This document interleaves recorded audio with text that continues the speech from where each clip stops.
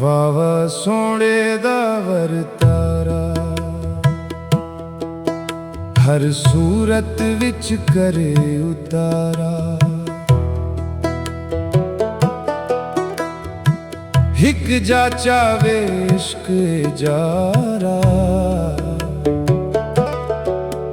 ਬਈ ਜਾ ਦੇਵੇ ਹੁਸਨ ਉਧਾਰਾ।